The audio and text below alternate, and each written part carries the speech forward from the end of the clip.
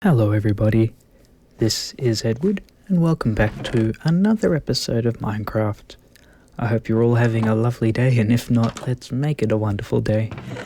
Right, so I'm just having a look through everything we've got here because it has been quite a long time since I've loaded up Minecraft, so I feel like that I'm kind of not knowing where I put everything.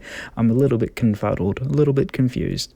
But I've got a little project that I've got in mind that will keep me going for this episode, I think. So I'm excited to get back into it and to be building again. And just checking to see what we've got. And I think I might smelt to make some regular stone out of one of these cobblestone stacks. And if I'm correct, yes, I did just pick up a chicken's egg. Let's see if throwing it up really high in the air and watching it land causes us to have a chicken to hatch. And nothing this time. It's okay, I'm sure there'll be more opportunities in the future. Okay, so wow, we got some iron smelting in the lower furnace, so we'll put it in the top furnace. Hello there, blacksmith. Wouldn't mind a sword, but Bane of Arthropod is not exactly a very highly sought after enchantment. But I guess it's better than nothing. It did have knockback 2 of memory, if my memory hasn't gone on me just now. Now, what I'm thinking is I need to build another house. I don't want to make the population around here too dense. I want it to be a bit spacious, and I'm thinking right here, if I fill in that land just to the side, I'll be able to build myself a nice house here. Not for me, but for somebody else. So I'm just going to grab myself this dirt, and I'm just going to build out a little bit, not too much, because I want it to kind of look still natural if I can. And nature has very few straight lines, and I have very few bits of dirt, unfortunately.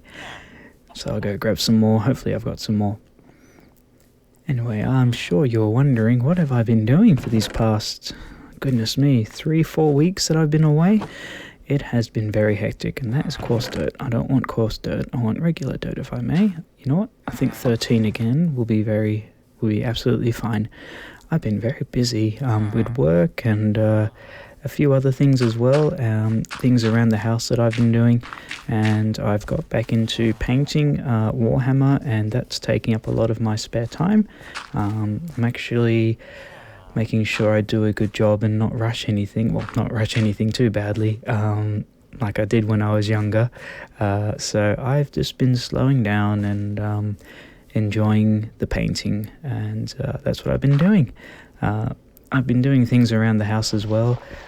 In our bedroom, we had this terrible, nasty old carpet from the 70s or from the 80s, and it had been there for...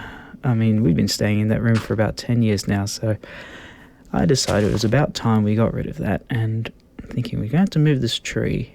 I'm going to chop it down, but it's with the intention of planting a new one, so technically I'm just moving it a bit further away from the house. That's okay, I'm sure we'll get a sapling from this tree. So, yes, we had some very old nasty carpet, and I thought, now is the time, more than ever, to get rid of it. One juicy apple, there we go. I like apples. I've been eating a lot of apples lately, pink lady apples, so I've been trying to eat healthier.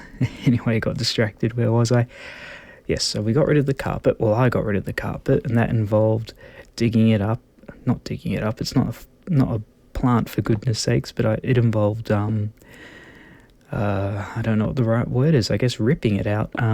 We found out that the floorboards underneath were not amazing. There we go, another apple, that's nice. Not amazing, but not terrible either. Enough for me to work with. So the cats have destroyed that carpet, I'm not going to lie. So one day, I decided it was something I need to do, was remove it. So I pulled it up, and then 3 apples, I don't believe it. Well, that's very nice of the tree. I do like apples. So I ripped up the carpet, and then I also had to remove along the edge. There were many things. There was the undercarpet as well, which was old and nasty and definitely needed getting rid of, full stop. So I got rid of the carpet, got rid of the carpet bed or the undercarpet, whatever it's called, and then I moved on to get rid of all the nails stuck in the timber, like from a nail gun. I'm not too sure. Stapler gun. Sorry, there were staples, and also I ended up getting rid of. There was like a wooden bracket around the edge of the room that had nails poking out, which was there to keep the carpet stuck to the ground. And I'm just gonna break these leaf blocks here in the hopes of getting a single. I don't believe it, not a single sapling. Well, I'd be surprised if I didn't have one or two or a whole bunch of them in my chest over here, so let's have a look. No, birch, no, oak, dark oak, no. You know what? I mean, was it an oak tree or a dark oak? No, I'm pretty sure it was a standard oak tree. I'm not... That's all the saplings that I've got for the time being. Just do a few minor fixes. Oh, the sun's gone down, so let's pop ourselves into our bed. There we go. It's a popular bed, this one. It's the most comfortable... that's what I'm thinking. It must be the most comfortable bed in the whole village because, my goodness me, everyone just loves sleeping in it. Okay, so I won't worry about the tree just yet, but I do have a few saplings, and just grab that. Just making sure I've got everything that I need. Yep, need the wood. So, yes, once I've managed to pull all the carpet out, it took a little while, but eventually I bought a sander, an orbital sander, and it was only for one room. So, oh, little kitty over there. So all we needed was a small sander, and so I did that. I sanded down the floorboards, which were, as I say, they weren't the best, but they weren't the worst either, and they certainly are sturdy enough, so we're more than happy to have them.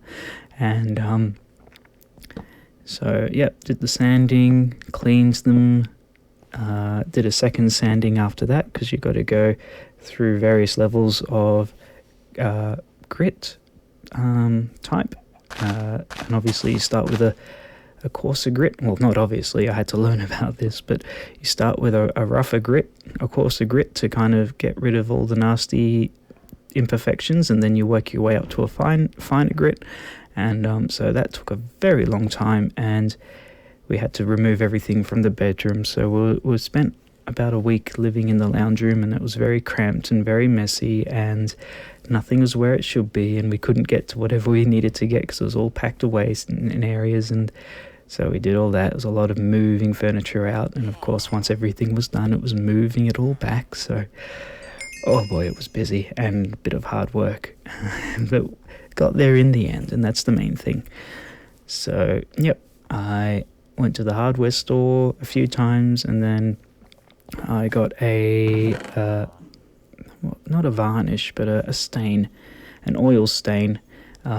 Where I was having a look at the stains, the different stains that you can put on the wooden floors, and I spoke to a number of people there. Anyway, on the final day, I spoke to a man who had a very impressive moustache, and he was a very nice guy, and he was like, there's oil stains and there's water-based stains, so obviously water-based is easy to clean. So he showed me. I said, they were just easy to deal with because you don't need to have turpentine to get to wash your brushes or anything like that.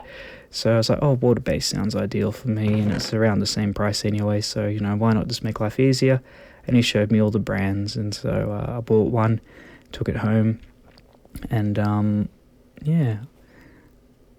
got all the things we needed. I bought a paintbrush roller, and I don't know what to call them, one of those painting trays, and that's the cheapest way of doing it, and it's only one room, so I thought, it doesn't matter if I spend $10 on a roller and a tray, and if it just gets all old and yucky, I can just throw it out in the end. But yeah, I figured if I give it a good enough clean, I'll be able to use it in the future as well, so it's okay. I've still got it, even though there was a slight mishap, because once I'd given the floor a clean after all the sanding, and oh my gosh, all this wood dust got everywhere, and I mean everywhere, because we left our cupboard there.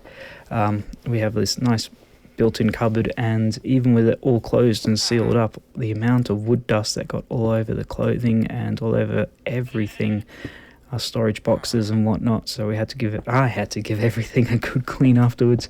But yes, it was a big job. And then I stained it, the floor.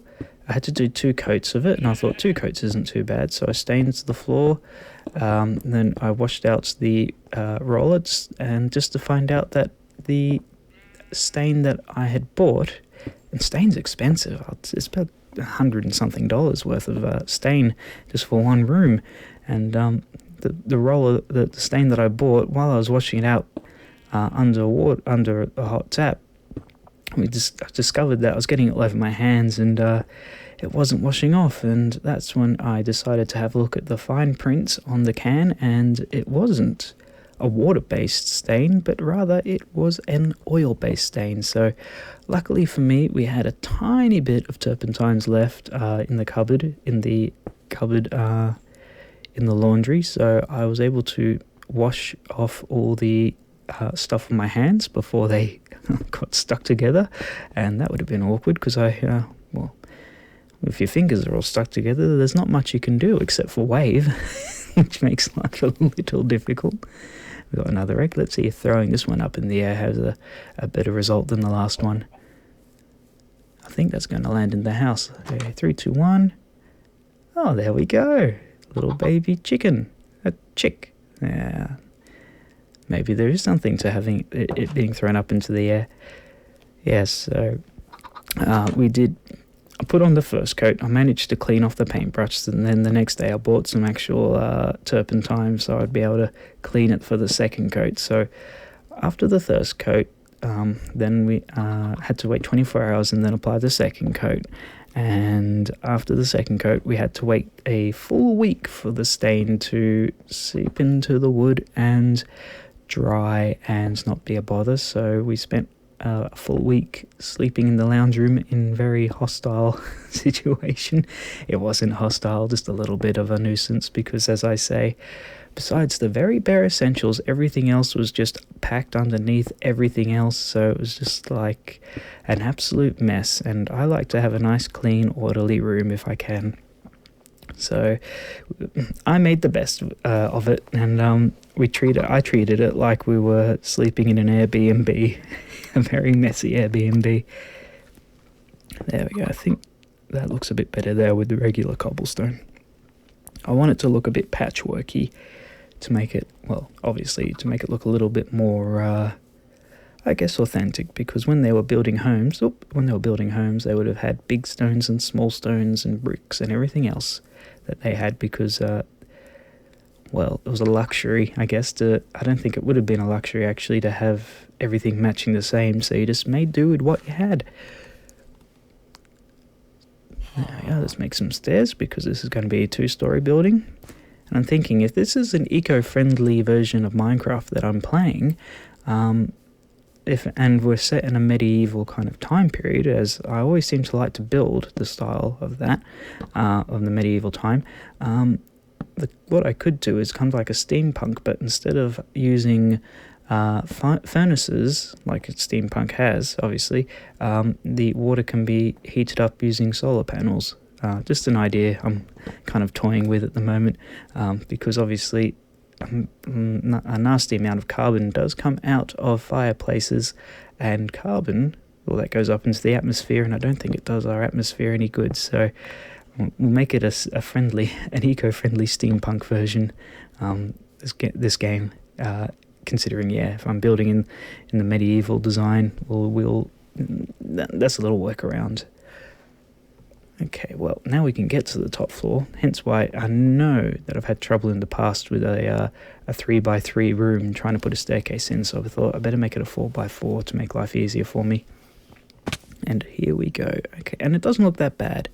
The fact that it's not symmetrical kind of adds to the naturalness of the build, I think, because very few things in life are actually symmetrical, and so I don't know if it was something that they did in medieval times or the Dark Ages or whenever, if they actually did try and make things symmetrical or not, but I've got a feeling that they just worked with what they had, and that was the best that they could do. So yes, having the door off-center and windows off-center, I think it just kind of adds to the realism. Even if it does kick up my OCD a little bit, that's okay. Sometimes you need to challenge certain things in your life just to make sure, just to find strength from within, especially when it comes to driving, because driving in Sydney can be a bit stressful, and I like to tell myself that I do it whenever I get on the road. It's to help strengthen my patience with traffic, and that I'm to learn and grow from it. So whenever you find yourself in a stressful situation, to step back and look at the situation, even if you've got absolutely zero control in the situation, just find strength within yourself and try and find a way to make it a moment that you're learning from. That way you'll grow as a person and be stronger and better for it. And I'm just putting on a rim around here because that's what they used to do in medieval buildings, because people were taxed for the land that the base of the building was covering. So the idea was that if you build a small base and then kind of branch outwards on the second floor, you only get taxed for the land that the building is actually touching on the bottom floor. So you get as much room, utilize as much room as you can on the second floor. At least that's what I remember reading when I was younger and trying to figure out, well, not younger, maybe a year ago. I guess I was younger then, wasn't I? But not when I was a child. But yes, that's what I remember reading when I was looking into medieval buildings. And just having a look right now, I've got a window open on my other screen, so I'm getting distracted. Video game cartridges for Game Boy Colors. Right now I'm in a retro gaming phase, and I bought, over the last maybe 6 weeks, I bought a whole heap of PlayStation 1 and 2 games that people have been selling. And to be honest with you, it's scary to think that PlayStation 2 games are considered retro. Even PlayStation 3 games are considered retro. And I had my socks knocked off when I found out that there's a PlayStation 5 out there, which is astonishing. But yes, I've only got up to a PlayStation 3, and I think I'm happy with looking at games just between the PlayStation 1 and the PlayStation 3. So I've got a PlayStation 2, which will allow me to play the earlier games, which is pretty cool. I had the original Tony Hawk 2, which was a very widely popular game when it came out. I think it still is, and that just disappeared. Got eaten up by the ether. Did that actually disappear? How bizarre. It's not here anymore. Anyway, won't lose sleep over that. So yeah, I've kept my original Tony Hawk 2 from forever ago, but I did buy the original Tony Hawk Pro Skater and the Tony Hawk Pro Skater 3. Both of those are for the PlayStation 1.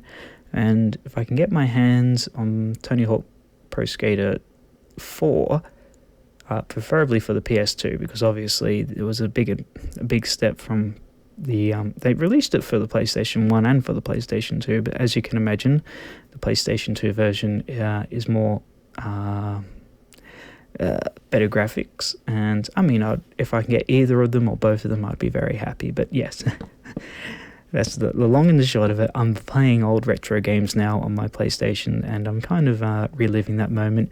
And I bought a few games, like the original Croc game, which was the first game I ever got on my PlayStation when I got it. I got the PlayStation 1. It came with the demo disc, which I played the heck out of. And I also got a... what else did I get? Oh yes, I got Croc Legend of the Gobbos. And I played a lot out of that too, but I was never able to finish it.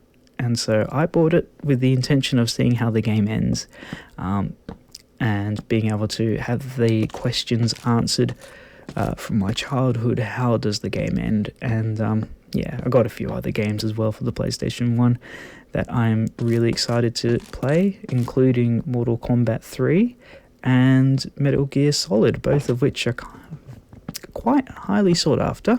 But yeah, any PlayStation 1 games now are... looks a bit thick, doesn't it, at the top, but I'm working with what I've got. As I was saying, yeah, PlayStation 1 games, because they're not being produced anymore, There's only a finite number of ones that are out there. I guess there's always been a finite number of ones out there, but now they're collectibles in a way. So yes, people are paying a lot for them, and I had Crash Bandicoot 2, which I sold to pay for my PlayStation 2 back in the day. I traded it in, but I regretted doing that. I regretted getting rid of a lot of my old games.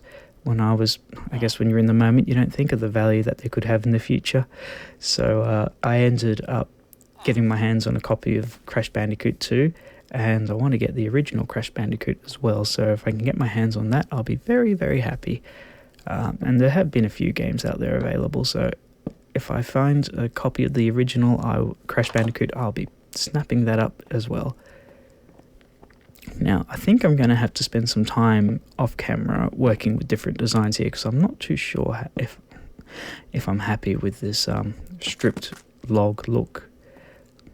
I could certainly put a double window in here, or maybe, now that I've just done that, I'm thinking maybe 2 single windows might be better, because I want to have like little plant pots hanging outside the window frame. But again, these are once I've got one side of the building made to how I like it, I'll be able to replicate it for the most part on the other sides, but I think I need to do that off camera. Anyway, that's enough from me today. Kind of looks like a wooden fort on the top, doesn't it? Anyway, take care of yourselves. Thank you for joining me. Remember to look after yourselves and each other. Goodbye. Bye.